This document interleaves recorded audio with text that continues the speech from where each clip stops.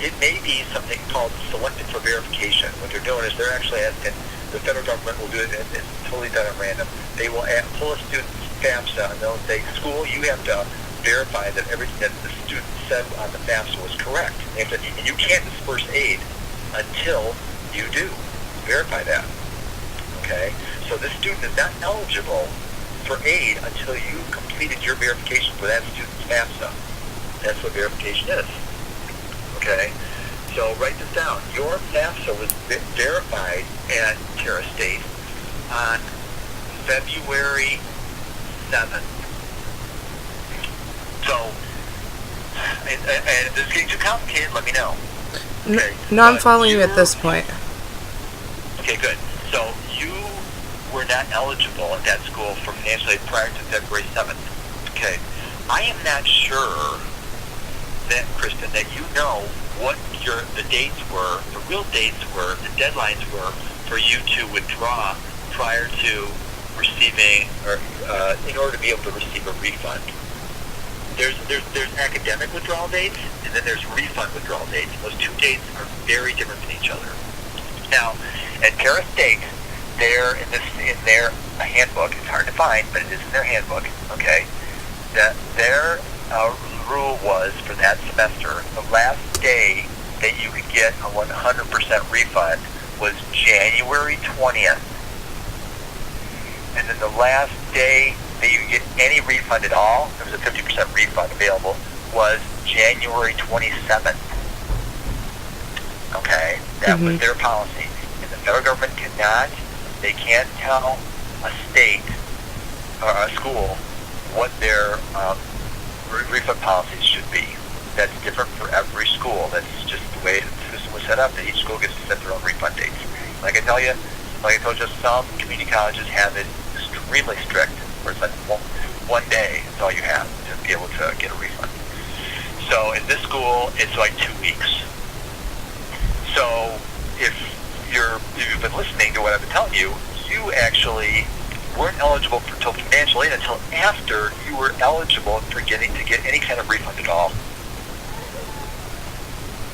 Right. That's wild. That is wild, but that's just the way it was. Your FAFSA wasn't verified until February 7th. I saw the ICER. Actually, I think you might even have a copy of the ICER right now. Yes, okay? I believe I do. Okay, it was verified on February 7th, and the last day you had to drop classes to get any money back at all was January 27th. Okay, so the whole thing was stacked. So, do you have a case? Yes, you have a case. Okay, did the school make a mistake by not writing off your balance? No, they didn't. But, okay, there's all these other outstanding issues here.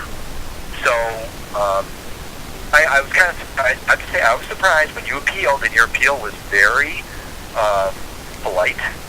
You did a very polite appeal, and you were asking very politely, hey, please write up this balance. Look what happened to me. And I was kind of surprised when, Terra looked at it and they said, well, no. Okay? You showed up at our doorstep without an award letter? No.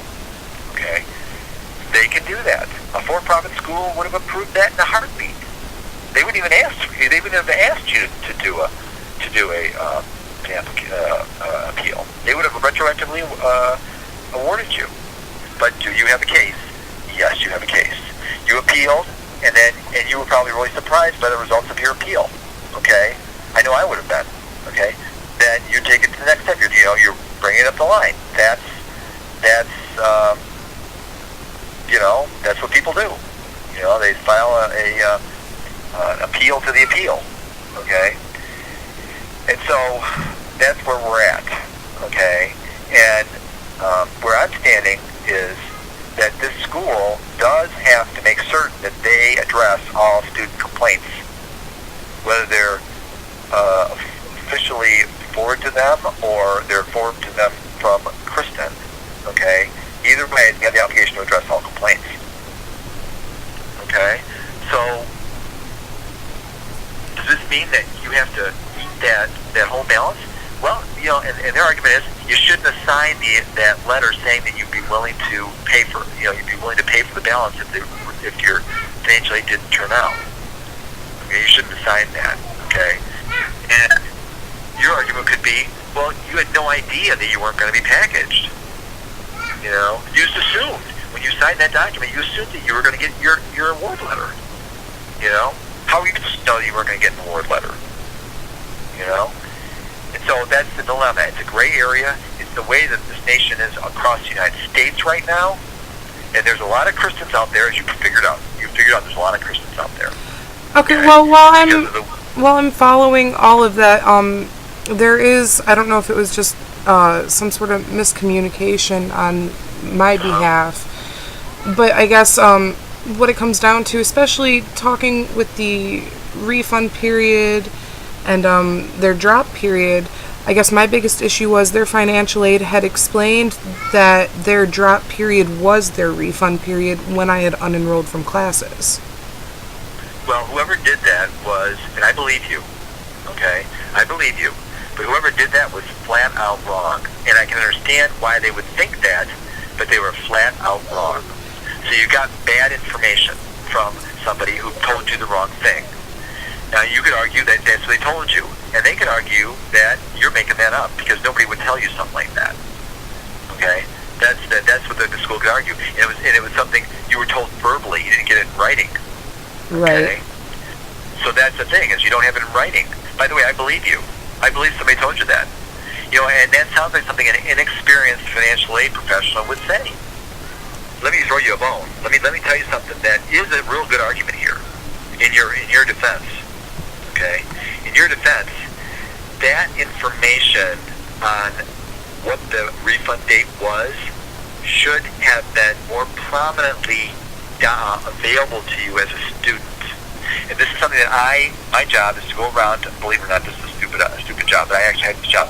I go around to schools and check out their websites to see how prominently they make available the refund period data. Because I'm going to make you real unhappy to hear this. Schools do not prominently make that information available. Why would they purposely not make that information available, Kristen? There is an epidemic of schools that don't want people to know information like that. And we, the department, are constantly fighting that battle to force the schools to make the refund date periods more prominently shown and available to students. And what I think, I personally believe this, okay, and other people I work with believe this too, that those refund dates should have been on that form you signed. So when you signed that form saying, I agree to pay this balance, you had the refund due date for right on that form. Okay? Now, I'm going to give you a little bit of other information that you're going to be interested to hear. Okay? Do you know that there are schools out there that get 90% of their funding from financial aid, 90% from like Pell and student loans, and they have nowhere on their website where you can click on to find out any information at all about financial aid. It's as if when you look at the student's website, the school's website, you'd swear that there's no such thing as financial aid, and nobody even would imagine having financial aid coming to this school. Okay, so you look at the website, you're thinking, okay, well, where's the financial aid information? There isn't any. Okay, now why would a school that gets 90% of their funding from financial aid not put any information on financial aid on their website? Why would they do that? You can guess why. Okay? Now, and it's my job to go around and prevent that from happening. Okay? And you could argue that if you went onto the website for Terra State, try and find from the website for Terra State what the refund period, the refund dates are. Just go on the website and try Googling it. See how much luck you have. Okay, last date, this is January. The date for 100% refund that semester was January 20th, and for a 50% refund, it was January 27th. good luck finding it, dear.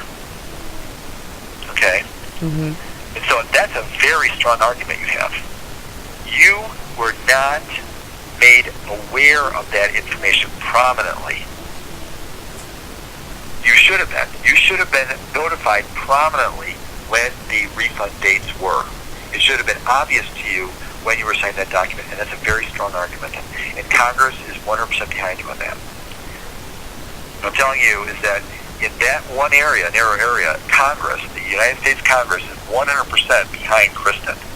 She needed to have prominently brought to her attention what the refund dates were, and she wasn't. And that's a very strong argument.